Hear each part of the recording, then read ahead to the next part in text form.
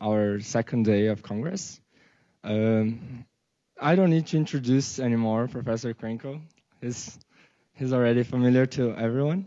Today we asked him to talk about the money structure of research in Brazil, because usually we have to write proposals, research proposals, to submit them, and mostly we have to talk to people outside the scientific community about the importance of having money in the right agencies in Brazil.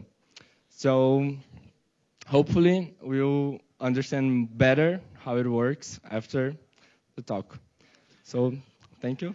Okay, so actually I decided I will talk a little bit about how the scientific system in Brazil is structured, but then I will go to very practical things like how to get fellowships and grants in Brazil and abroad. Okay, so more like things that may be of your direct interest. Okay? So, science funding in Brazil is mainly the state that funds science.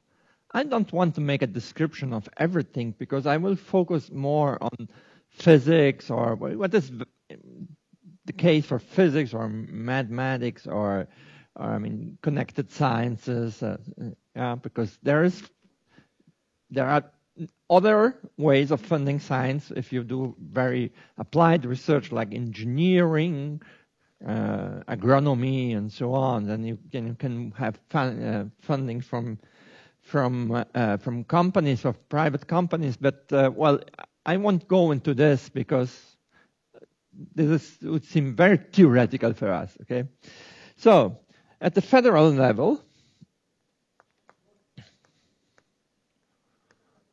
you have essentially, let me close this here. So the federal level, you have essentially what concerns our area. You have the CNPq and you have CAPES. Okay?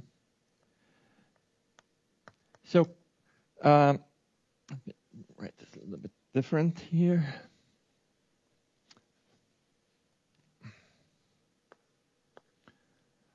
CNPq and CAPES.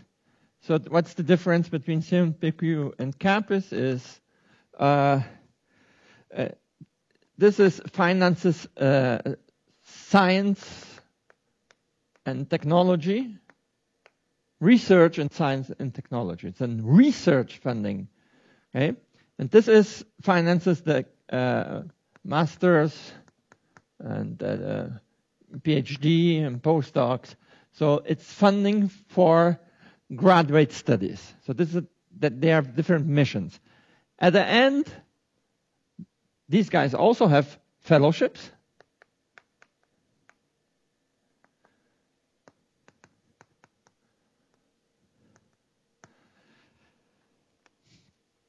But here you have financing, you have also grants, research grants, okay? As students, you usually cannot ask for grants, okay? You have to have a job, okay? But that's where some of the money for science in Brazil comes from, is through CNPq grants, okay? Here by campus you have fellowships of all sorts, from masters, PhD, postdocs, and then you have internationalization programs. So you can ask for this PhD sandwich, which is 1 year abroad at some university. This can come from CAPES, and PQ has nothing like that. Okay, here you have this. Okay, so the fellowships have exactly the same value from CNPq and CAPES. CNPq and PhD students, they get some small grant. I don't know, it's about 300 reais. I can't remember exactly. Okay, so well, all of this is in a bigger structure, which are different structures. CAPES is from Ministry of Education, and that's why it actually goes for graduate programs. So it's inside education. And this one, SynPQ, is in the Science and Technology Ministry. Okay? So here, that's essentially what you have in CAPES for science funding at graduate level. They don't have other programs for science only. The Minister of Science and of Technology of Science and Technology has also their own research institutes.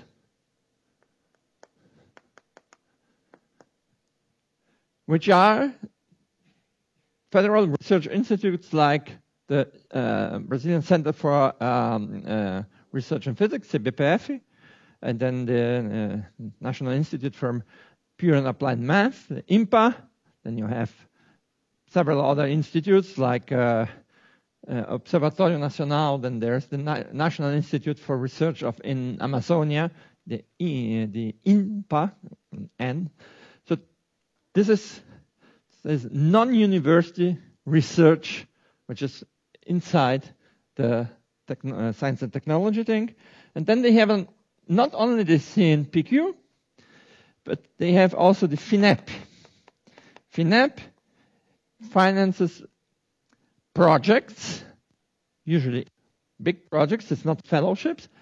And over the last 10 years and so on, it is essentially going to innovation.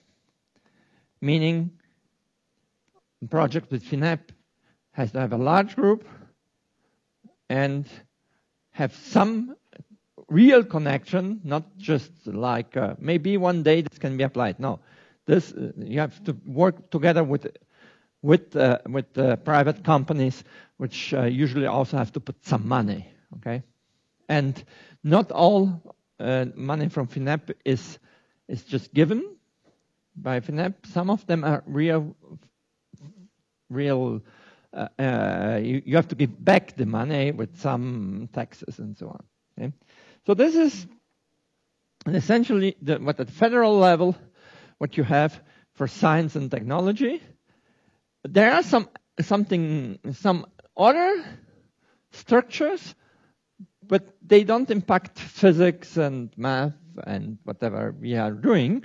For instance, there is at the Ministry of Agriculture, there's Embrapa, which finances and has a lot of money for research in agriculture and so on. But I mean, this is not what we are interested usually. Okay, so there's some things. Then you could also ask, is there private funding? So the answer is essentially no. There's no private funding for science. There's funding for project with companies in something the company is interested. Okay, but theoretical physics, it's obviously not the case usually. Yeah? There's one new initiative, which is the Instituto Sarrapilheira, which is a private institute that finances science. But the kind of finance, the kind of money they give is a fellowship for, say, 20 projects. And they give you $100,000, and after 1 year, they pick up one or two, and they give you $1 million. But you have to have a job, okay? So just to mention that there's some private money, but it's not very important quantitatively. It's not a lot. Yeah? So, besides federal government, you have state governments.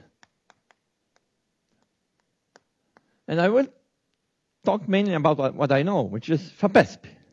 Okay? So FAPESP has fellowships, all kinds of fellowships, almost all kinds. You cannot get a fellowship for a PhD or postdoc abroad. You have to do it in São Paulo, okay? Yeah, that's the restriction. Yeah? All kinds of fellowships. They are usually a little bit higher than the fellowships at the federal level, although this is not a rule, but it's a practice. And they have grants. Okay? They have a lot of grants, research grants, which can go to individual projects. They can go to a small group, but the groups in which are the thematic. And then they have the very large projects which are connected to research centers, which have from the fundamental level and through the very applied level together with interaction with private companies. So there are only a few. In physics, one I remember now is the optics group in São Carlos around Vanderlei Banhato. So that's essentially how this is structured. And before going to the important point, which is how to get this money, okay? So let's be practical, okay? That's the money that is in the system. So how do I get funded, okay? Either for my master's or my PhD or my postdoc or when I have a job. So I will talk about all of this in a practical way. But before, let me just mention what is the situation right now. Okay, this is something that you are surely interested. So FAPESP's funds come from a law of the state of São Paulo, which gives 0.5% of the taxes that the state collects directly to FAPESP. It's a law at the level of the constitution of the state. It's not easy to change. This gives stability. And all we have, it depends on the economy. And so anyhow, but it's still pretty much stable. They have also other kinds of funds that, but essentially it comes from this law. So this gives stability. Okay, is it easy to get fellowships? It's not easy because the system over the last 10 or 15 years increased a lot. In São Paulo, we don't have only USP, Unicamp, Unesp, but we have also the federal universities, ABC and UFSCar, and this is and the Unifesp. So the system increased, and the money is more or less the same. Okay? So there's a lot of competition here. At the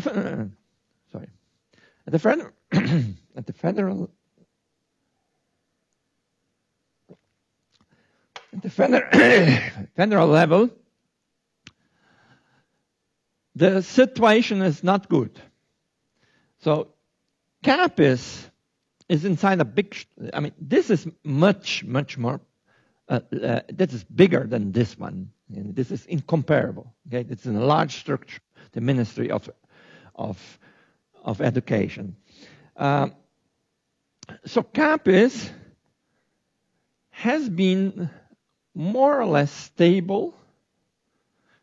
They had a lot of money until 2015, because I didn't mention, they also give money directly to the graduate program. So there is a coordinator of graduate studies here, for instance. He managed money, which is supposed to be for either the students or the professors in developing the graduate course. So they gave some money, and until 2015, it was very good. After 2015, in the case of IFT, now we have only 25% of what we had in 2014. Okay? So 1/4. So strong cuts. But still, we are not poor. Okay, it's still going on more or less. This finances, for instance, this money is also for covering the costs of students participating in conferences in Brazil or abroad. Okay. So here the situation is more dramatic, because also the political influence of the Ministry of Science and Technology is very, very small. It's a small thing.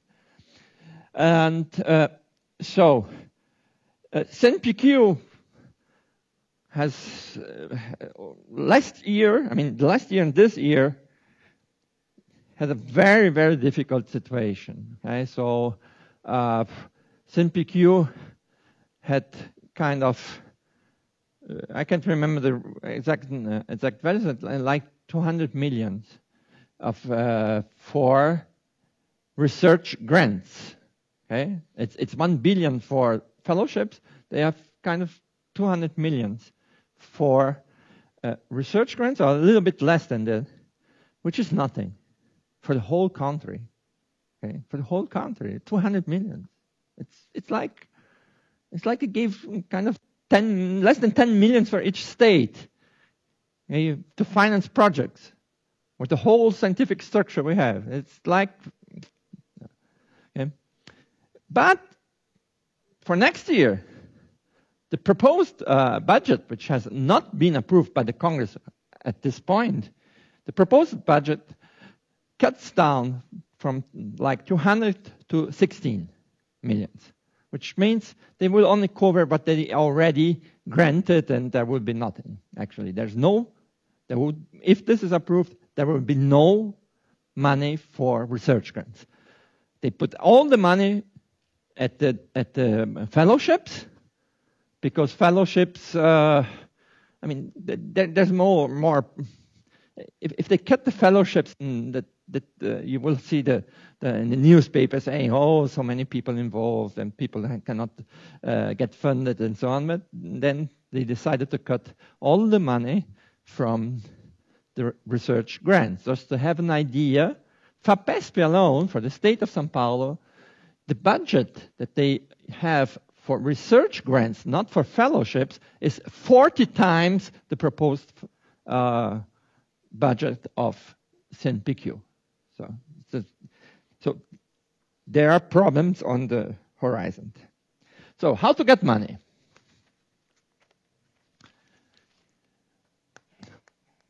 How to get funded? Okay, there are several levels. Let me first start with fellowships. Okay?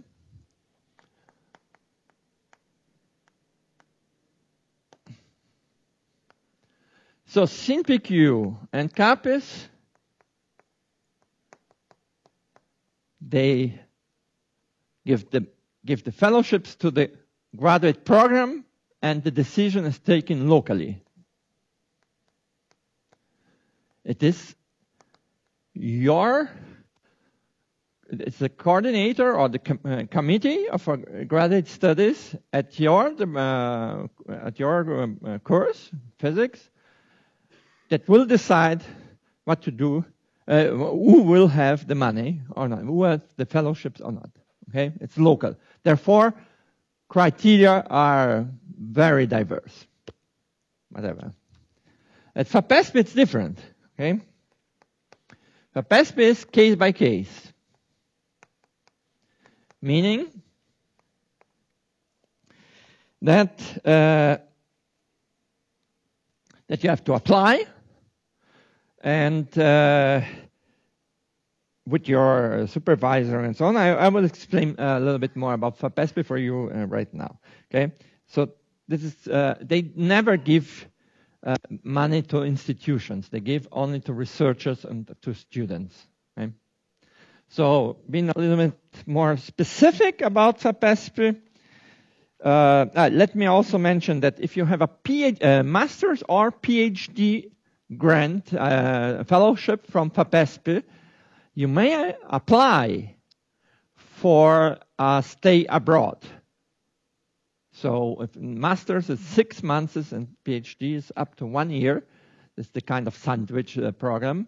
You can apply, and it's easy to get it. It's difficult to get the fellowship, but once you have the fellowship, to get this thing abroad, there's financing for some internship or some part of your PhD studies abroad. This is easy usually.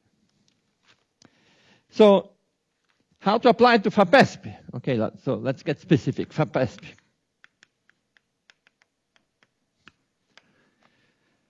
So, you can apply anytime, but let's be practical.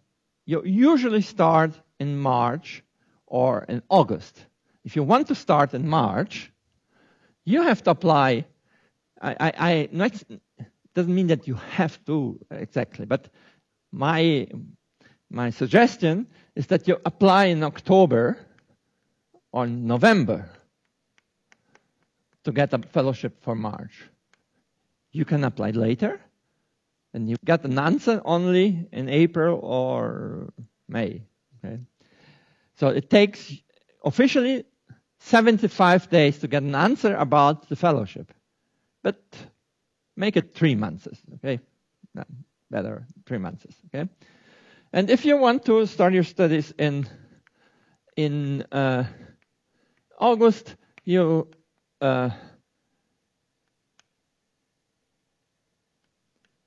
apply in April and May. I would suggest this.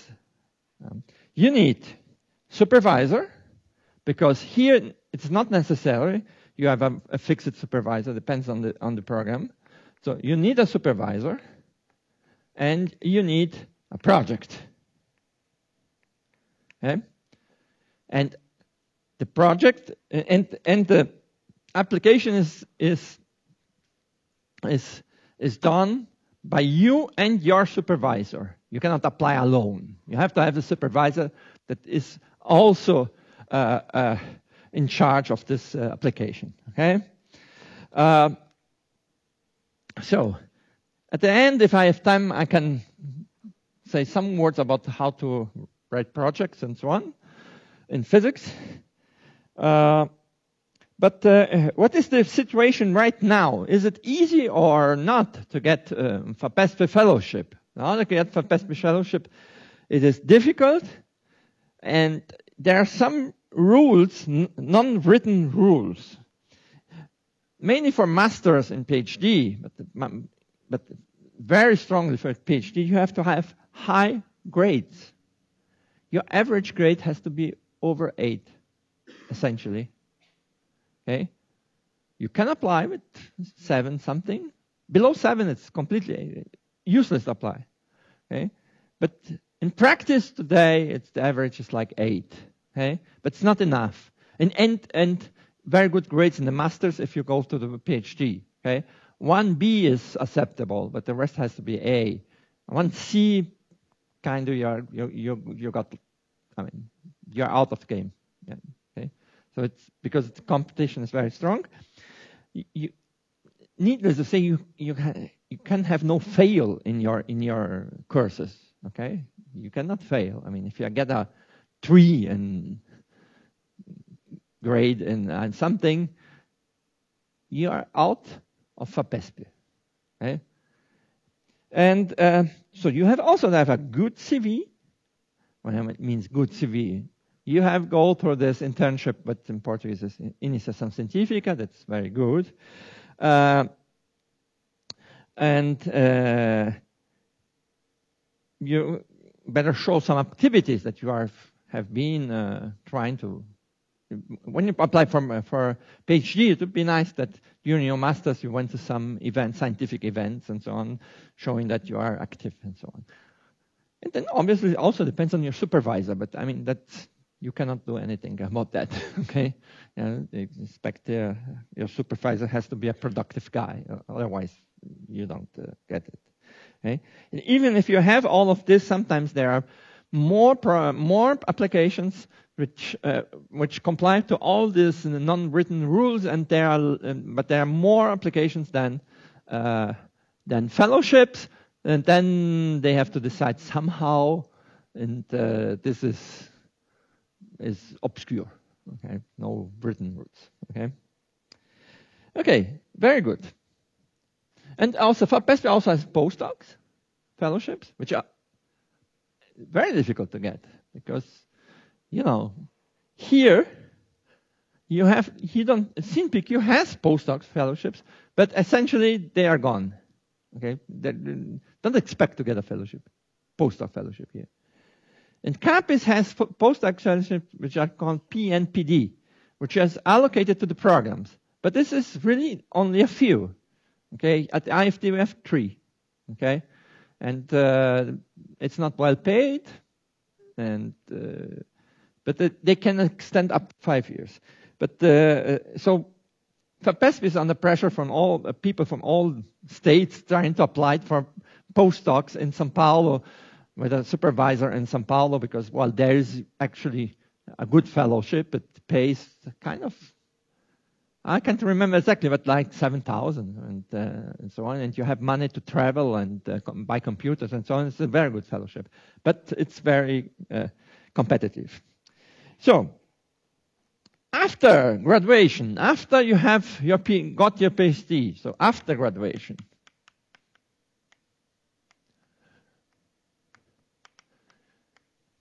you are the happy, it's not owner, but you're happy to have got a PhD. And so what do you do next? So there are two main possibilities: postdoc and get a job. Okay? So postdocs is actually what I already told you. FAPESP has very good ones, very competitive ones. And SINPIQ has a very few, and they decided, not by the project, not by your records, they look if your supervisor has a grant from SINPIQ, and there are research grants for researchers and SINPIQ. They are not very easy to obtain, but people have it. And you get a classification, which begins in 1A, 1B, 1C, and B. So this is the system of classification of SINPIQ. And for the postdocs, they look if you are priorities is the supervisor is 1A, okay, or maybe 1B. Okay, so depends largely not on your records, which is kind of ridiculous, but well, it's the way it is today. So jobs. There are two kinds of jobs. Yeah? There are the academic ones, which is probably those that you are really interested after a PhD in physics. So, but they, at a certain point until 2014, there were lots of open positions at federal universities, lots. Okay? So, with a PhD, you could apply and get a job even without a postdoc. I mean, you didn't go through a postdoc, you could get a job.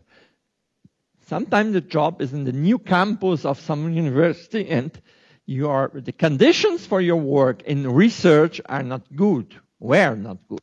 Well, but all of this is the past, because there's no perspective of having new positions at federal universities, so there will be only positions that come because people either retire or die, or I mean, maybe quit. So you usually will have to have a postdoc in Brazil or abroad. Okay, that's and if you want to go to have a job in good centers like IFT or USP, Unicamp, Federal University of Rio de Janeiro, Federal University of Rio Grande do Sul, Federal University of Minas Gerais, in Pernambuco, Ceará, these places, it's almost impossible to get a job without having some postdoc experience, okay? Because you can't compete. So you need this postdoc experience, and you need to look for jobs, for openings of jobs, and so on. Okay, and then there are the outside academia,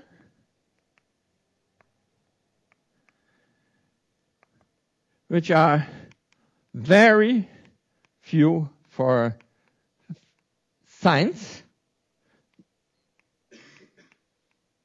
I mean physics, in this case. So you can become a teacher at universities.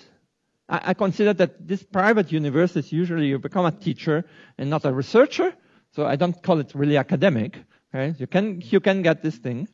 It's usually not very satisfying.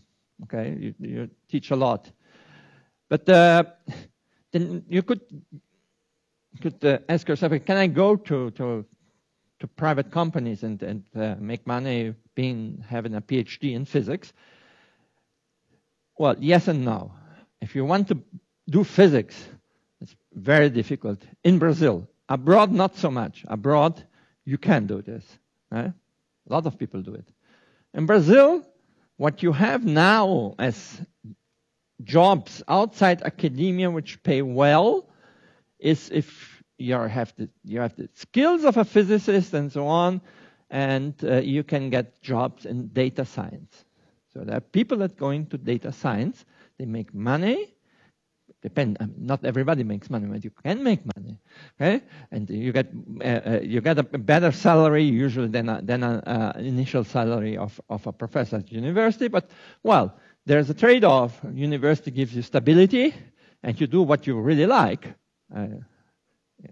You have freedom to work on the project that you want, and you have stability, and you will have also it will be clear that you will have a kind of middle-class salary. Okay, it's not much, but it's not so bad.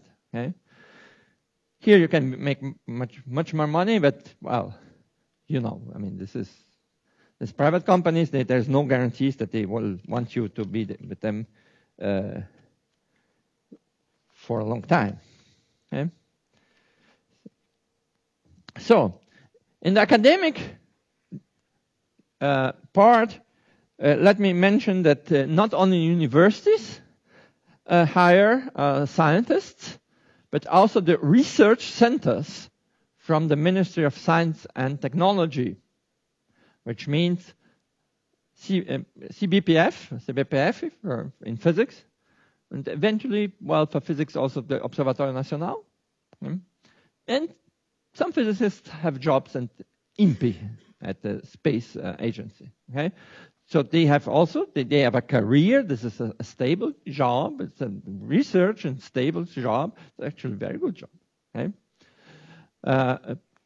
and it's federal usually. There are some jobs here in the state of São Paulo, but nothing in the research institutes, but nothing for physics. Okay, and finally, then you should also remember that there are things that are called Institutos Federais, which are institutes which have a high, that have some basic university courses like teacher training and technology and sometimes engineering, and then they have the high school, very good high school.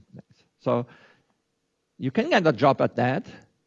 It is a non-research job, in principle. Okay? You can do your research, there's some time for your research. But I mean, if you don't do anything, it's also okay. Okay? So they are not research institutes, they are schools, but they hire PhDs. So can be an opportunity. And the good thing is, you get the salary of a university professor, essentially. So it has a career, it is pretty much stable. So it is not a bad job in the sense of that you are paid more or less well, but well, then there's the point of do you want to teach only and not do research? Okay. Okay.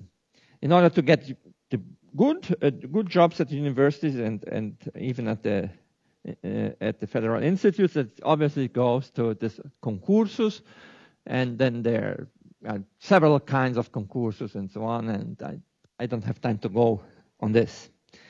So for my almost for the end, my talk, so there is a point that just has been now a very hot topic, which is going abroad.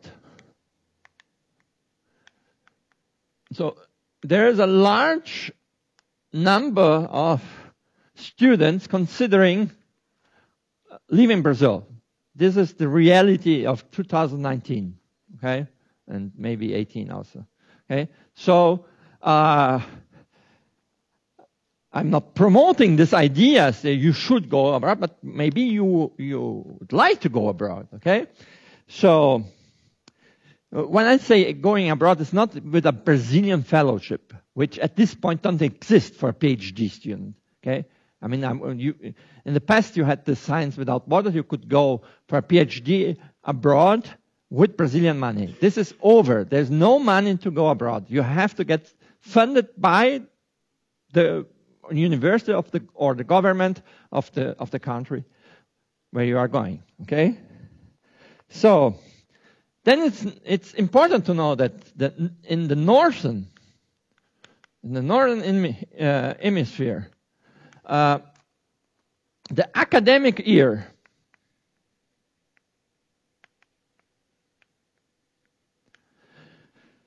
starts either in September, October. Okay? That's important. This means if you really want to go for that, you have to make applications in the previous year. Typically, I would say November of previous year.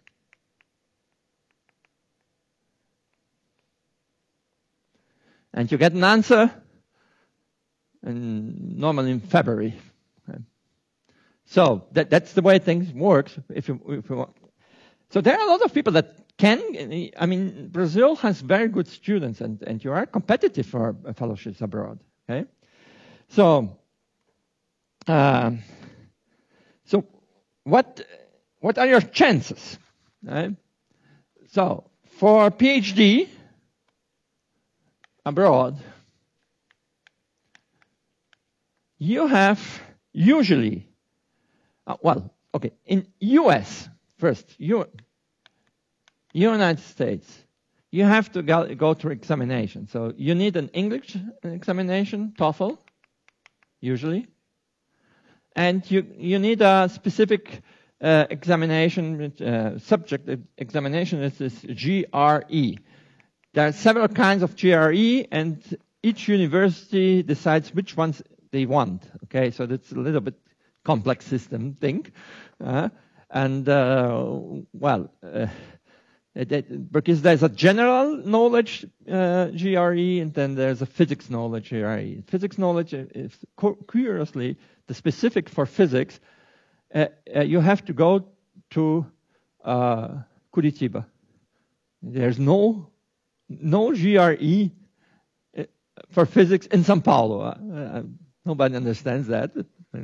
They probably have some contracted exclusivity for the people from Curitiba. Okay, so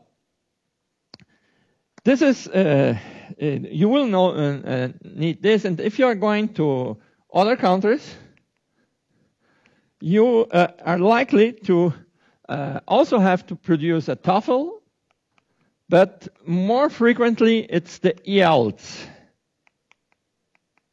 which is the English version of TOEFL. Okay? And if you're going to certain countries, well, not all countries are okay with you know only English. I mean, England, obviously, Ireland, obviously, Sweden, Finland, because Netherlands, because these are languages that are not spoken around.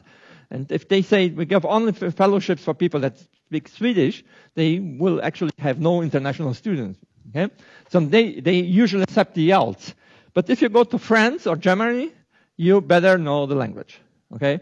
They may require a test, okay, which you can take here because there's the test here. There's in Brazil, then it is the French one is at the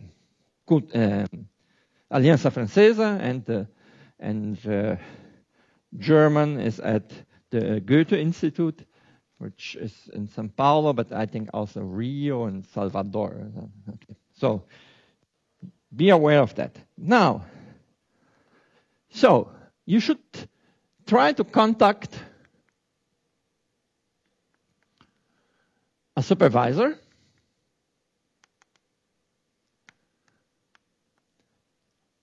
So there are two things. If your fellowship abroad, if you are applying for a fellowship, this is decided at the level of, say, the university or the department, the supervisor having a supervisor, it's okay, but he has no power to decide that the fellowship is yours. Okay? So it's like here. You get a supervisor, acceptance of a supervisor, and then the Committee of Graduate Studies decides about the fellowships. It's not your supervisor. But sometimes there are supervisors that have big projects and they have fellowships associated to the project. Right? And then in this case he can decide. Yeah? And this is usually posted on job internet pages and so on. Okay? So, but then, very important, and this is important, you should really, really pay attention, is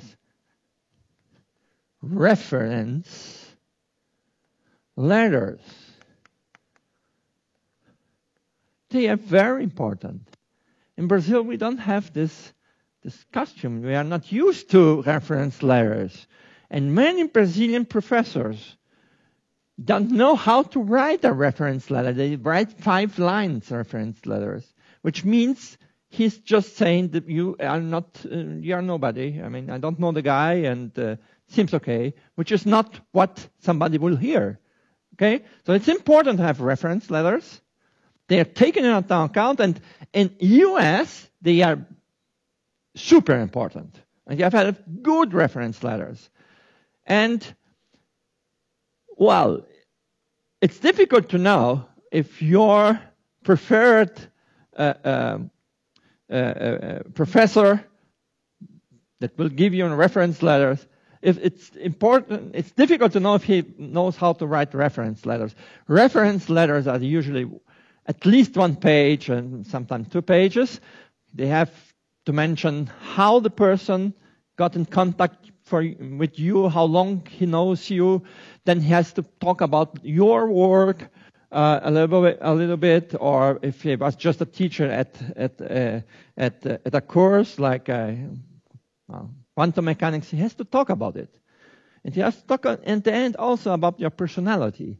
And preferably also say something of he's applying for a PhD in such and such area and think that he fits well to this area, to the subject, okay? So it has to be a complete letter, okay? Because otherwise, if people take this into account, and if people come up with things like, there's some universities for acceptance at the PhD students in Brazil that have kind of a reference letter, which is already a kind of questionnaire, okay? And then there are people that just take this questionnaire and send it for applications elsewhere. which is, come on, it's not for, it is wrong. So pay attention. You better have good reference letters. Reference letters are usually sent directly to the university, where you are applying. They don't go through you. Sometimes, if it's a fellowship which is going to, there's a person that has a grant with a fellowship, maybe then he could say, okay, you send it through the student, to the person that is applying. But this is very, very rare. Okay. So, and it is also important to remind the person that is giving the reference letters that there are deadlines, and the deadlines mean it. You are dead after deadline. Okay, it's really deadline. Okay, and don't send it late. When it's sending late, the person's really diminishing the chances of your application. Okay, I know of cases of people that forgot, and the person couldn't even go into the competition. Only one reference letter, the second one didn't arrive. Okay.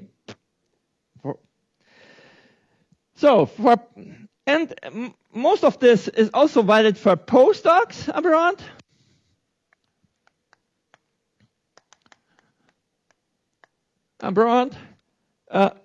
Usually there's no TOEFL and there's no GRE. Okay, there are no examinations. Okay, but it will be based largely on CV and reference letters.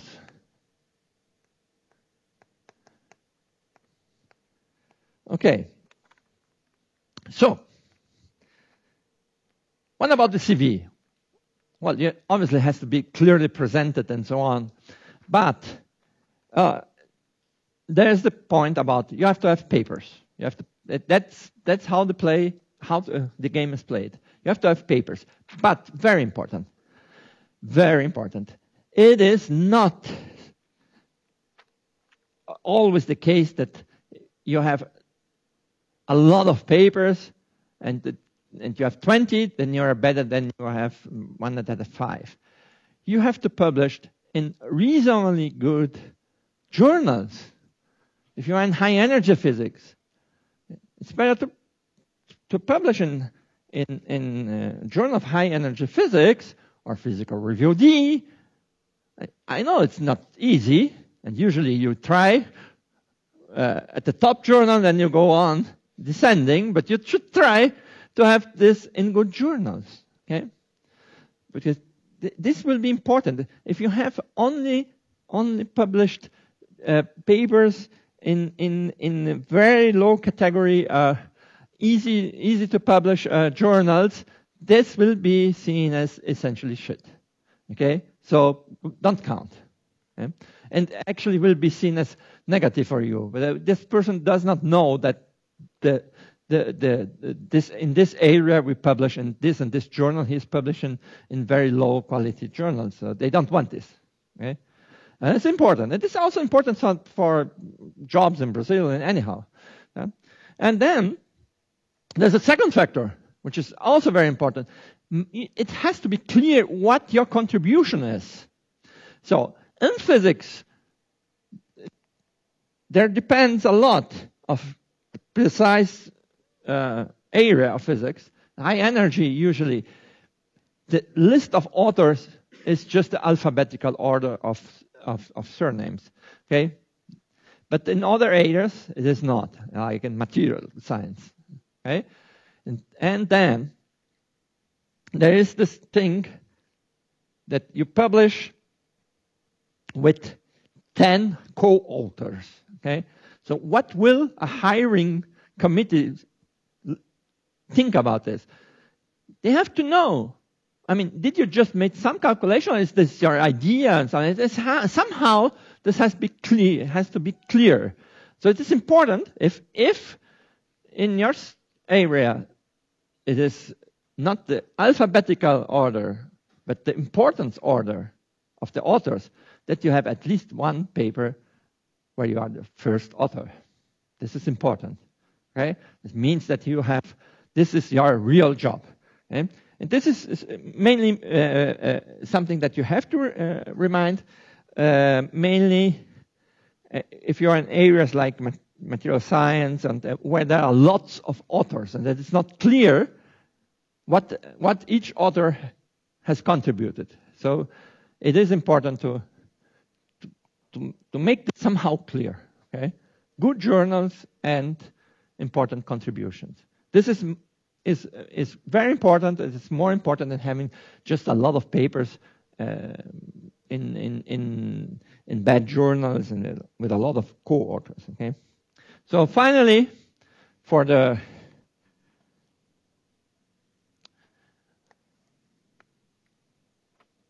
let me just mention as a final word some useful skills. There are skills that are non-scientific skills, obviously. Okay. Otherwise, you have to be a good scientist. That's the main skill you have to have. Okay. But otherwise, the useful skills. 12. Which some of them are mandatory. So, speak English. You find a way, okay? You have to speak English.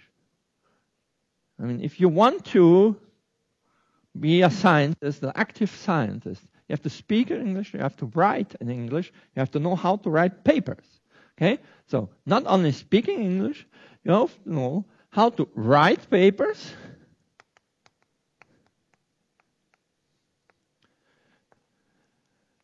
and tomorrow you have a lecture about that. So I won't go into how to write papers now. It's for tomorrow. Okay. You have to know where to publish these papers, where's the good journals. Okay.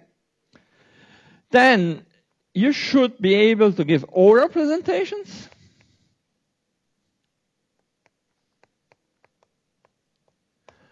One good place to start is going to international conferences, if you have the opportunity, if you have the funding.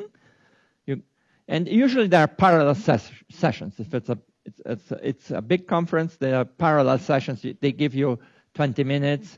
And, okay, this is not so stressful. I mean, it's not real stress because it's like giving a seminar to 20 persons. And it's a good way to start to give talks. But you should be good at, oral presentations. You should know how to do this. Yesterday we talked about that, and to be clear and give a clear message. Then there's something that is not for everybody, not for all areas, but gives you also opportunities outside academia, is know how to code. Preferably Python or C++. So, if you, for instance, want to have the option to go to data science, that is obvious, okay? But knowing how to code is also good if you go for postdocs interviews. And even if you did a very, very theoretical work on your PhD, but you didn't have to code, I mean, you just... going to an interview and saying, I don't know anything, I don't know how to make a plot. The person, well, unless the person is really super theoretical and only make calculation, okay? But then, knowing how to code opens your possibilities, because maybe there's a project with some theoretical physics, but you have to make some numerical calculations or some Monte Carlo simulations. And then you say, okay, I don't know even how to start to write a program, okay? So during your studies, you should, at a certain point, code. It's not expected that you be a super expert in coding, okay? Unless you really want data science or things like that. But, well, it is an ability that is important, okay? And this is good for job interviews. Say job interviews in Brazil, we don't have job interviews actually, but we have presentations, and people can ask you things, and they can also ask you that. And in Northern Hemisphere, there's always a kind of interview. It can be a personal interview or to a group of people in order to get jobs, and then you have to you be prepared for your interviews. Okay, that's obvious. And you have to know to answer questions like, what is my main contribution? What are the perspectives? What are the research projects that I want to for my future? They may ask you if you have already some teaching experience and so on. So job interviews go on this. And needless to say, you better dress accordingly. In physics, we don't have any problem with T-shirts and Bermudas usually. But I don't know, if you go to certain countries, this is seen as, okay, just put a shirt and trousers. It's usually or dress normally and shave for the men. Shave. Okay. This makes part of the impressions. When you have very strong competition, this can have some effect. Okay, thank you very much.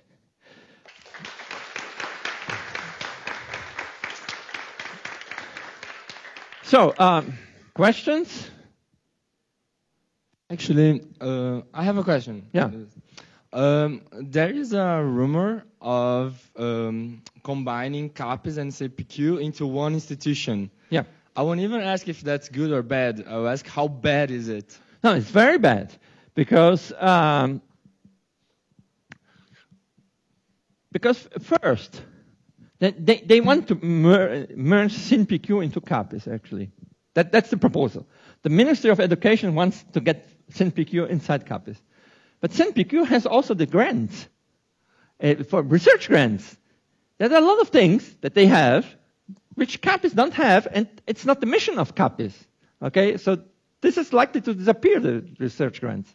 Okay, well, they already disappeared, but I mean, then they next year. But if it merged, it probably will disappear for good. I mean, they won't come back. And also going to the Ministry of Education is a little bit it's worse, because having being under the umbrella of this ministry, that is usually much more easier for scientists and university and research centers to influence the minister, even if you are not not supporting this guy. Okay, and in other words, here in Brazil, Marcos Pontes may be a moron. Okay. Essentially is, but people can talk to him. Okay, he talks to the scientific community, and he wants to make things work. Okay, in his way, maybe not our way. But here you have Weintraub at this point. Okay, because this is a very important ministry, and there's much more political fight to get them here, and it's an enormous thing. And CAPES is just one of the agencies inside the Ministry of Education. So you really lose a lot being not having this part. But for the time, it's a rumor, but it's a little bit more rumor. There was a kind of project, not final project, which had been circulated by the Ministry of Education. Okay, but then nobody knows what's on the project exactly. But it's about the merging. Okay. Yeah. Questions? Or? Yeah. Concerning the opportunities for PhD, do you think it's always important to contact a potential supervisor even before starting the application process? Yeah, I think so. It is important here in Brazil and in abroad also. Okay, sometimes you may contact a person that you want as a supervisor, and he says, mainly in the United States. United States PhD programs have usually 4 years, and the first year is pretty much taking quantum mechanics, whatever courses, and then going to examinations, and then you get a supervisor. Okay, so sometimes the person may say, "Oh, I want you to first do this first year, and then we decide." That's a common answer. But sometimes no, the person says, "Okay, I'm good. I want you." Okay, But even if the person doesn't decide, but in Canada, this is common also. Okay, I know of cases people just were already. I mean, they had a supervisor and so on, and were still applying. Okay, in Europe also. Okay, so it's good. It's positive to do it. Sometimes the person might say, okay, at this point I can say nothing, but okay, I mean. No problem if the person says this, okay, no problem. It's because my point is that, for example, when you're applying to many places, you have to contact many people.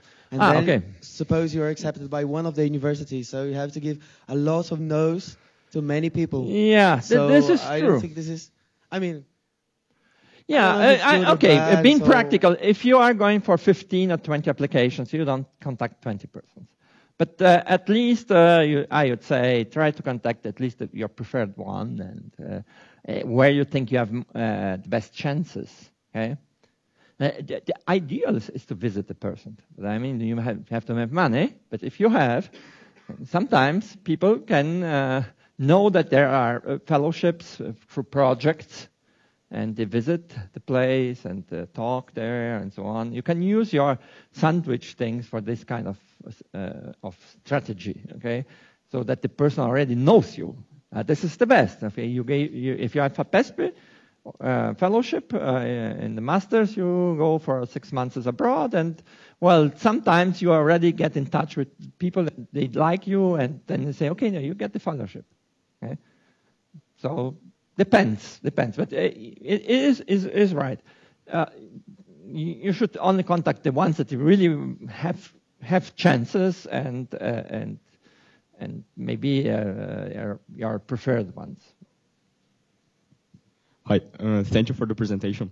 So in the context of PhD application, sometimes there are some universities which require a statement of purpose, that you write a statement of purpose. So do you have something to say about this, on what to write and what to tell about you? And even if I need to tell something about who I want to work with in the PhD? So, you mean for PhD applications, yeah? Because postdoc is different. Postdoc, you already talk about the science you have done and the perspective, your project and so on. That's expected for a postdoc application. Yeah? For a PhD application, the purpose letter is a mess, actually. It's nobody really knows what to write exactly. So you better, if you are applying a lot of places, you will be tempted, obviously, to have a basic letter and then only change something, okay? But for purpose letters, it's a little bit more specific about the place. Okay, I want to go to this place because I know that certain research lines are very close to what I have interest, and that would be great. Sometimes you know persons from conferences, and you mention this also. I would like to be because this and this. And about talking to you about you. Well, it is difficult. I mean. Don't be ridiculous saying that you are a genius, okay, obviously. You don't state things that are obviously too much, okay? You can be, you're laughing at that, but sometimes people with postdocs applications come here and through ICTP, and then you read the reference, the presentation letters, and the person kind of, I mean, it's obviously not true that the person has made the big changes in the area because of his work and so on. Come on. Yeah, and, but, okay. But, so try to be, professional and tell good things about you, but they should be true. Okay? And, yeah, and neither too short, neither too long, 1 or 2 pages. Okay, but not one paragraph, and not the story of your life. And also in Brazil, we have sometimes people that have. This is more for getting a job. The universities ask for memorial, which is a kind of commented CV. And there are people that start with the kindergarten. Okay, come on, no, your life begins at the university for all these purposes. Okay, final question. Okay, so I'd like to ask two things. What is considered a differential for applying to a direct PhD here in Brazil, and if it is common to do so abroad? Are there other countries where you usually apply directly to a PhD? Is there good question. So in Brazil, it is not common. FAPESP has direct PhD fellowships, which have they are 4 years plus 1. But the first year has the same value as a master's degree. So most of people prefer to go for 2 years of master's plus 3 years PhD plus 1 supplementary, maybe, okay? So it takes 1 more year.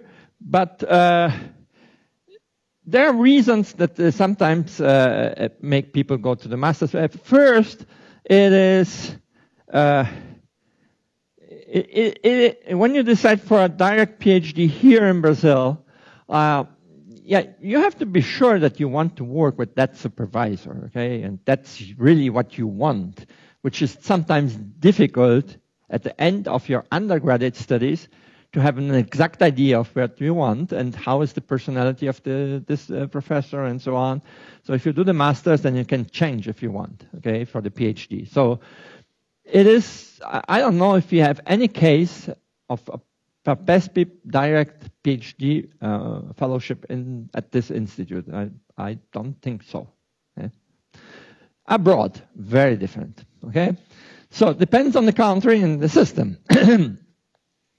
So, in the United States, usually, after your bachelor, you go for the PhD. You don't go for master's. Okay? That's the most common thing. Okay?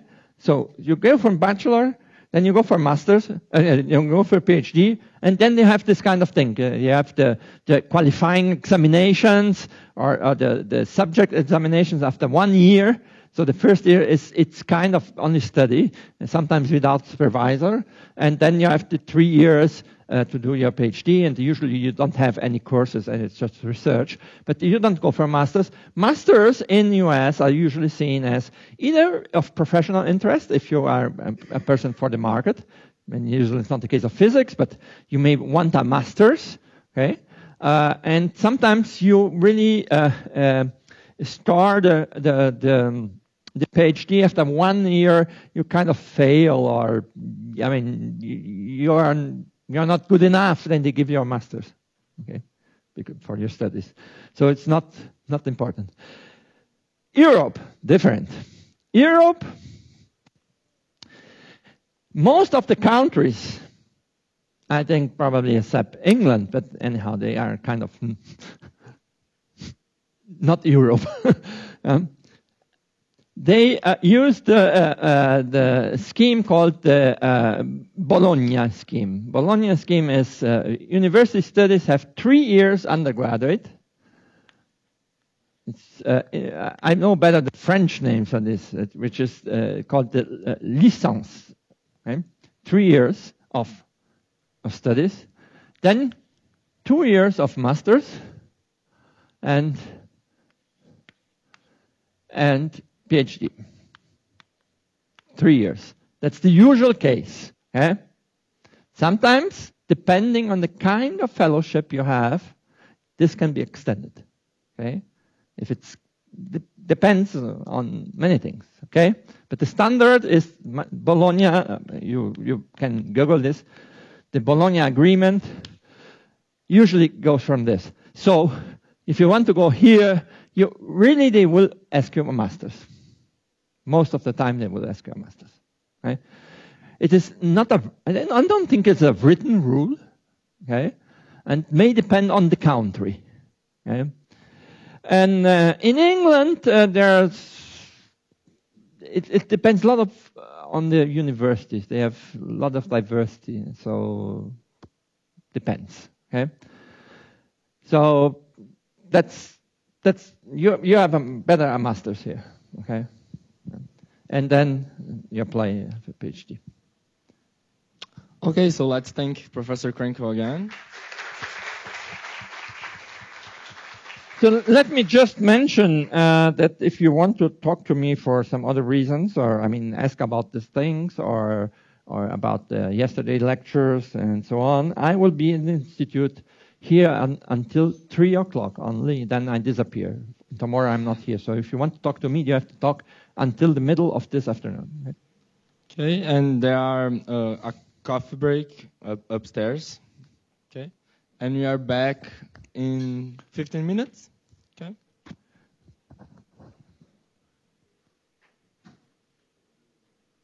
Foi um pouco além, né? Foi um pouco além, mas...